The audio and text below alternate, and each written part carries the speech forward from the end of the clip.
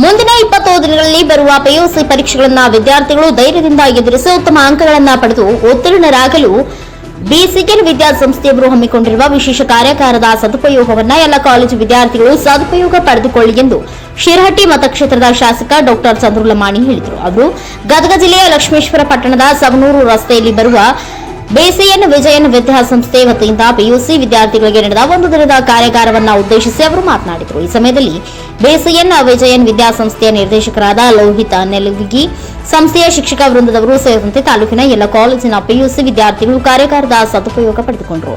Veeranna Hatpat, NKS ಟಿವಿ4 news, Lakshmeshwar.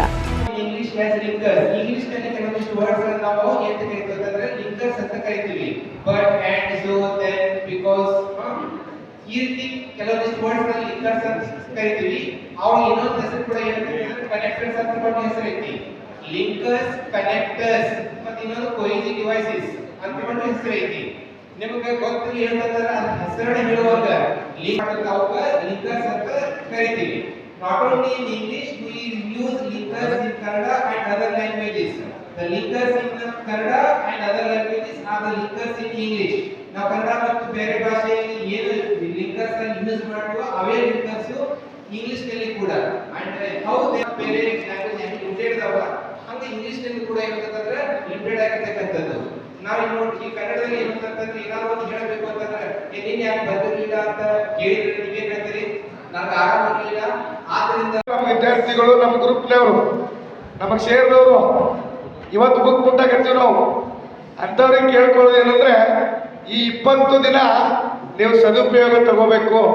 ನೀವು pass ಆಗೋದು ಖಂಡಿತನೇ, ಪಾಸ್ ಆಗೋದು ಖಂಡಿತ, ಅದರಲ್ಲಿ ಡೌಟ್ ಇಲ್ಲ.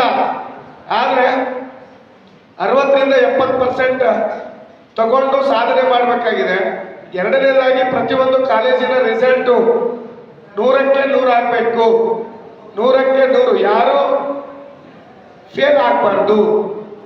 ಹಾಗಾಗಿ ಉಳಿದಿರುವಂಥ 20 ದಿನವನ್ನ ನೀಟಾಗಿ ಪ್ಲಾನ್ ಮಾಡಿಕೊಂಡು ಪ್ರತಿಯೊಂದು ವಿಷಯವನ್ನ ಪ್ರತಿದಿನ ಓದು ಹಾಗೆ ಸುಮಾರು ಅಟ್ಲೀಸ್ಟ್ 2 ಗಂಟೆ ಯಾಕೆ ಕುಂದಿರ್ಬೇಕು ಸರ್? 12 ತಾಸು ಕುಂದಿರ್ಬೇಕಲ್ಲ ಅಂತ ವಿಚಾರ ಮಾಡಬೇಡ್ರಿ. ಬುಕ್ ಹಿಡ್ಕೊಂಡು ಕುಂದರಿ. ಮೊದಲನೇ ದಿನ ಅನ್ಸುತ್ತೆ ನಿಮಗೆ ಏನಪ್ಪ ಇದು ಪೇಚಾಟನ ಹತ್ತಲ್ಲ ಅಂತೇಳಿ. ಮೊದಲನೇ ದಿನ ಓದಿಲಿಕ್ಕಂದ್ರೂ ಪರವಾಗಿಲ್ಲ, ಬುಕ್ಕಲ್ಲಿ ಏನಿದೆ ಅಂತಲೂ ಪರವಾಗಿಲ್ಲ. 12 ತಾಸು ಪೇಪರನ್ನು ಬಳಸಿ ಆ ಬುಕ್ಕನ್ನು ಕೌಂಟ್ ಮಾಡಿ ಪೇಜ್ಗಳಿದ್ದಾರೆ ಅಟ್ಲೀಸ್ಟ್. ಆದರೆ 12 ತಾಸು ಕಂಡೀಷನ್. ಯಾಕಂದ್ರೆ ಈಗ ಏನು ಕೆಲಸ ಇಲ್ಲ ನಿಮಗೆ, ಓದೋದನ್ನು ಬಿಟ್ಟರೆ ಬೇರೆ ಯಾವುದೇ ಥರ ಕೆಲಸ ಇಲ್ಲ. ನಾವೆಲ್ಲ ಮೆಡಿಕಲ್ ಪಾಸ್ ಮಾಡ್ಬೇಕಾದ್ರೆ ಎಷ್ಟು ತಾಸು ಓದಬೇಕು? ಕೊನೆ 2-3 ತಿಂಗಳಲ್ಲಿ ಸುಮಾರು 18 ತಾಸು ಕುದುರ್ತಿದ್ವಿ. 18 ತಾಸು ನಮ್ಮ ಕೆಲಸ ಪ್ರಾರಂಭವಾಗುವುದೇ ರಾತ್ರಿಯಿಂದ ಕೆಲಸ ಸ್ಟಾರ್ಟ್. ನಮ್ಗೆ ಓದೋದು ಸ್ಟಾರ್ಟ್ ಮಾಡಿದರೆ ಬೆಳಿಗ್ಗೆ 6 ಗಂಟೆಗೆ ಮಕ್ಕೊಳ್ಳೋದು. ಬೆಳಿಗ್ಗೆ 6 ಗಂಟೆಗೆ ಮಕ್ಕೊಂಡು ಮತ್ತೆ 10:30, 11, 12 ಗಂಟೆಗೆ ಎದ್ದು ಸ್ಟಾರ್ಟ್ ಮಾಡಿದರೆ ಮತ್ತೆ ಬೆಳಿಗ್ಗೆ 6 ಗಂಟೆನೆ. ಅಷ್ಟು ದೊಡ್ಡ ಪ್ರಮಾಣದಲ್ಲಿ ದೃಢ ನಿರ್ಧಾರದಿಂದ ಕುತ್ಕೊಂಡು ಓದಬೇಕಾಗ್ತದ. ಅದೇನು ಸರ್ 18 ತಾಸು ಓದ್ತಿರಲ್ಲ ಅಂತ ಅಲ್ಲೋದಲ್ಲ, ಯಾಕಂದ್ರೆ ಪಾಸ್ ಆಗ್ಬೇಕು. ಇದೇ ಹಾಲಿನೊಳಗೆ ಸಹಿತ ನಾವು ಚಾಲನೆ ಕೊಟ್ಟಿವಿ. ತದನಂತರ ಬೆಳ್ಳಟ್ಟಿಯಲ್ಲಿ ಮತ್ತು ಸಿರಂಜಿಯಲ್ಲಿ ಮಾಡಿದ್ರು ಅನ್ಸುತ್ತೆ. ಅವತ್ತು ಸಹಿತ SSLC ಮಕ್ಕಳಿಗೆ ಕೊಟ್ಟಿದ್ದೀರಿ. ಇವತ್ತು ವಿಶೇಷವಾಗಿ ಅವ್ರದ್ದಷ್ಟೇ ಕಾಲೇಜಿನವ್ರದ್ದಲ್ಲ, ಇಡೀ ನಮ್ಮ ಗೌರ್ಮೆಂಟ್ ಕಾಲೇಜಿನವರು ಸುಮಾರು 5 ಕಾಲೇಜುಗಳು ಇದರಲ್ಲಿ ಭಾಗವಹಿಸಿ ಎಲ್ಲ ವಿದ್ಯಾರ್ಥಿಗಳಿಗೆ ಅನುಕೂಲ ಆಗುವ ರೀತಿಯಲ್ಲಿ ಇವತ್ತು ಒಳ್ಳೆಯ ಒಂದು ಕಾರ್ಯಕ್ರಮವನ್ನು ಹಮ್ಮಿಕೊಂಡಿದ್ದಾರೆ. ಇನ್ನು ಉಳಿದಿರೋ 20-22 ದಿನದಲ್ಲಿ ನಾವು ಪರೀಕ್ಷೆ ಎದುರಿಸಲಿರ್ತೀವಿ. ವಿಶೇಷವಾಗಿ PUC ಸೆಕೆಂಡ್ ಇಯರ್ ಘಟ್ಟ ಹೆಂಗಂದ್ರೆ ಟರ್ನಿಂಗ್ ಪಾಯಿಂಟ್ ಅಂತ ಹೇಳ್ತೀವಿ. ಸುಂದರ ಈ ಟರ್ನಿಂಗ್ ಪಾಯಿಂಟ್ ಅಲ್ಲಿ ಬಹಳ ಮಹತ್ವವಾದ ಒಂದು ಟರ್ನಿಂಗ್ ಪಾಯಿಂಟ್ ಇದು. ಏನಾದ್ರೂ ಸ್ವಲ್ಪ ಎಡವಟ್ಟು ಮಾಡಿದ್ವಿ ಅಂದ್ರೆ ಮುಂದಿನ ದಿನಮಾನದಲ್ಲಿ ನಾವೇನು ಕಂಡಂತ ಕನಸು ನುಚ್ಚು ನೂರಾಗುವಂಥ ಸಾಧ್ಯತೆಗಳು ಇರ್ತದೆ. ಇವತ್ತು ದ್ವಿತೀಯ PUCಯ ಫಲಿತಾಂಶ ನಿಮ್ಮ ಭವಿಷ್ಯವನ್ನು ರೂಪಿಸುವ ನಿಟ್ಟಿನೊಳಗೆ ಇರುವಂಥದ್ದು. ಮುಂದಿನ ದಿನಮಾನದಲ್ಲಿ ನಾನು ಡಿಗ್ರಿ ಮಾಡಬೇಕಾಗಿದೆ, BCom ಮಾಡಬೇಕಾಗಿದೆ. ಇವತ್ತು ಸೈನ್ಸ್ ಮಾಡಿದಂಥ ವಿದ್ಯಾರ್ಥಿಗಳು ಇಂಜಿನಿಯರ್ ಆಗಬೇಕಾಗಿದೆ.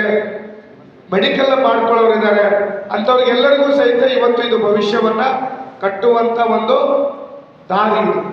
ಇದರಲ್ಲಿ ಏನಾದರೂ ಸ್ವಲ್ಪ ಎಡವಟ್ಟು ಮಾಡಿದ್ರು ಅಂದ್ರೆ ಎಲ್ಲ ದಾರಿಗಳು ಮುಂದಿರುವಂಥ ದಾರಿಗಳು ತಪ್ಪೋಗ್ಬಿಡ್ತದೆ. ಸರಳವಾಗಿರುವಂಥ ದಾರಿ ಈಗಿದೆ. ನೀವೇನಾದ್ರು ಇದರಲ್ಲಿ ಎಡವಟ್ಟು ಮಾಡ್ಕೊಂಡ್ರೆ ಅಂದ್ರೆ ಅದೇನೋ ಅಂತಾರಲ್ಲ, ಎಲ್ಲ ಜಾಯಿಂಟು ಎಲ್ಲಿ ಹೋಗ್ಬೇಕಂತ ಗೊತ್ತಾಗಲ್ಲ. ಈಗ ಕುಂಭಮೇಳ ನಡೆಯುತ್ತಲ್ಲ, ಕುಂಭಮೇಳದಲ್ಲಿ ಎಲ್ಲಿ ಹೋದ್ರು ಎಲ್ಲಿ ಬಂದ್ರು ಅಂತಲೇ ಗೊತ್ತಾಗೋದಿಲ್ಲ. ಯಾಕಂದ್ರೆ 10 ಕೋಟಿ ಜನ ಅಲ್ಲಿ ಸೇರ್ತಾ ಇದ್ದಾರೆ. ಅಂಥ ಒಂದು ಗೊಂದಲದಲ್ಲಿ ಸೇರ್ಕೋಬೇಕಾಗತ್ತೆ ನೋಡಿ. ನಮ್ಮ ದ್ವಿತೀಯ PUC ವಿದ್ಯಾರ್ಥಿಗಳಲ್ಲಿ ವಿಶೇಷವಾಗಿ ಉಳಿದಿರುವಂಥ 20 ದಿನಗಳನ್ನ ನೀವು ಸದುಪಯೋಗ ತಗೋಬೇಕು. ಇದರ ಸದುಪಯೋಗ ತಗೊಳ್ಳೋದ್ರಿಂದ ಮುಂದಿನ ಘಟ್ಟದಲ್ಲಿ ಒಳ್ಳೆಯ ಒಂದು ಬೆಳವಣಿಗೆ ಆಗ್ತದೆ. ಇನ್ನು ಉಳಿದಿರೋದು ಎಷ್ಟು, ಮಾರ್ಚ್ ಎಷ್ಟನೇ ತಾರೀಕು ಸರ್ ಎಕ್ಸಾಮು? 1ನೇ ತಾರೀಕು, 20 ದಿನನೇ. ವಿಷಯಗಳ ವಾರು ಒಂದು ಕ್ವಶನ್ ಪೇಪರನ್ನು ಸಾಲ್ವ್ ಮಾಡುವಂಥ ಒಂದು ವಿಶೇಷವಾದ ಕಾರ್ಯಕ್ರಮವನ್ನು ನಮ್ಮ BCN ಸಂಸ್ಥೆಯವರು ಈ ಒಂದು ಕಾರ್ಯಕ್ರಮವನ್ನು ಹಮ್ಮಿಕೊಂಡಿದ್ದಾರೆ. ಮೊದಲು ನಮ್ಮ BCN ಸಂಸ್ಥೆಯ ಲೋಹಿತ್ ಸರ್ಗೆ ಒಂದು ಜೋರಾಗಿ ಚಪ್ಪಾಳೆ ತಟ್ಟಬೇಕಂತ ಹೇಳಿ